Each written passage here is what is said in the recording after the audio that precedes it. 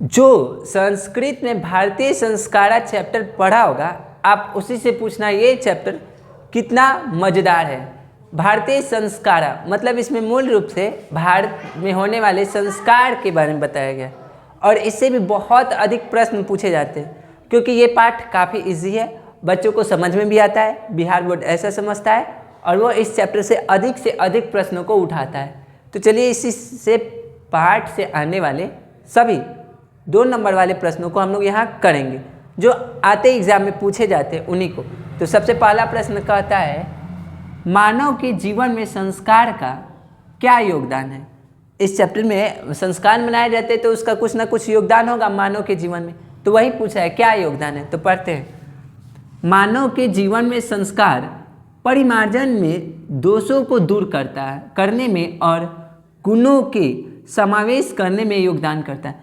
मतलब संस्कार मनुष्य के जीवन से दोष को बाहर निकलता है और उसके अंदर गुण सद्गुण को भरता है, यही संस्कार का काम है। आप इस प्रश्न को लिखिए, फिर नेक्स्ट प्रश्न को देखते हैं।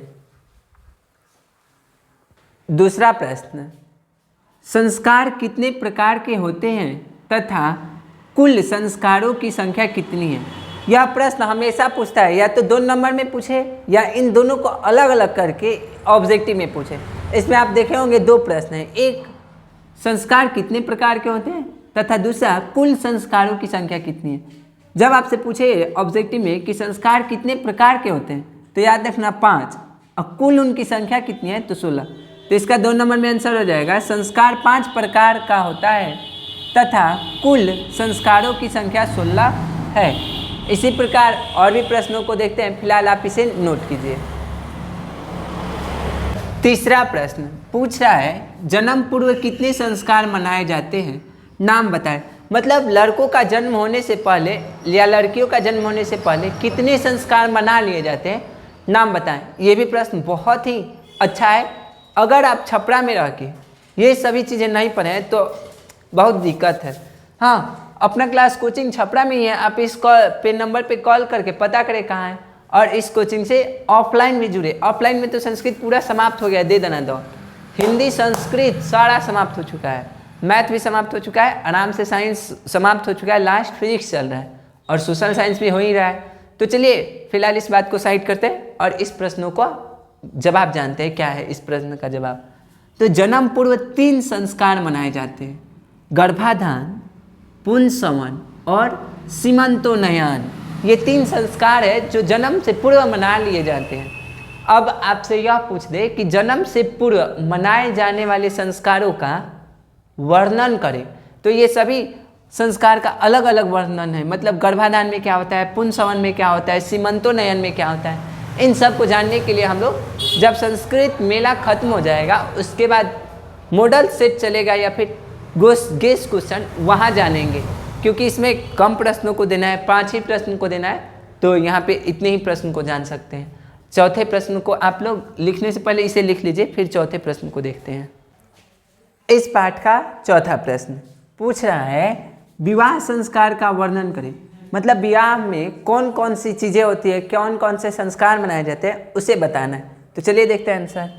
विवाह संस्कार के साथ ही मनुष्य गृहस्थ जीवन में प्रवेश कर जाता है। गृहस्थ जीवन यहाँ पे एक नया शब्द है। गृहस्थ जीवन कैसे करते हैं, देखिएगा जब गाँव में जब कोनो बदमाशी करने लगता है तो कहता है लोग कि इसका शादी ब्याह करा दो या अपना घर गृहस्थी संभालेगा। घर गृहस्थी मतलब शादी होते ही वह गृहस्थ जीवन में प्रवेश कर जाता है, पति पत्नी बालकन में भुलाइल रहता है, उसी को गृहस्थ जीवन कहते हैं। आगे, विवाह संस्कार में बहुत प्रकार के कर्म कांड होते हैं, उनमें वरदान मतलब कन्या के पिता कन्या को दान देते हैं, तो वही वर वधु दान चलता है। मंडप निर्माण, मंडप का निर्माण होता है जिसमें बैठ के शादी ब्याह होता है।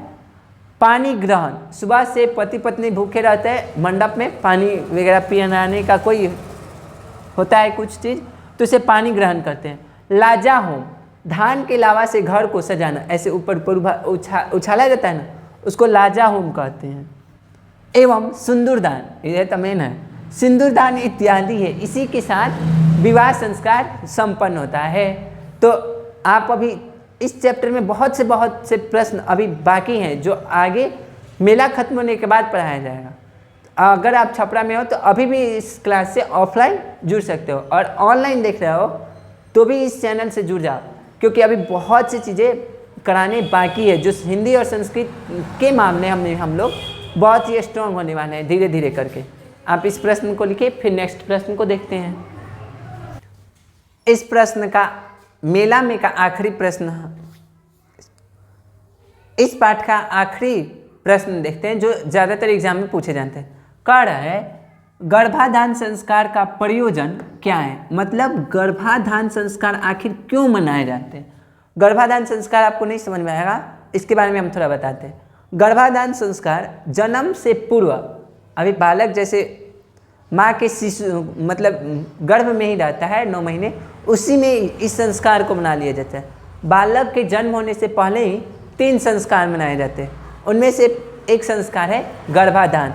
तो आखिर यह संस्कार क्यों मनाया जाता है, इसी के बारे में पूछा है, तो चलिए देखते हैं। गर्भाधान संस्कार का प्रयोजन सुंदर, स्वस्थ व संस्कारित शिशु को जन्म देना है। मतलब यह संस्कार इसलिए मनाया जाता है ताकि जो माँ है एक सुंदर से बालक को जन्म दे सके, वह स्वस्थ हो और सुसंस्कारी हो, मतलब संस्कारित बच्चे का जन्म हो। इसलिए गर्भाधान संस्कार में ये गर्भाधान संस्कार जन्म से पूर्व मनाए जाते हैं। इसी के साथ छठा चैप्टर भारतीय संस्कार खत्म होता है। मिलते हैं इसके नेक्स्ट चैप्टर के साथ।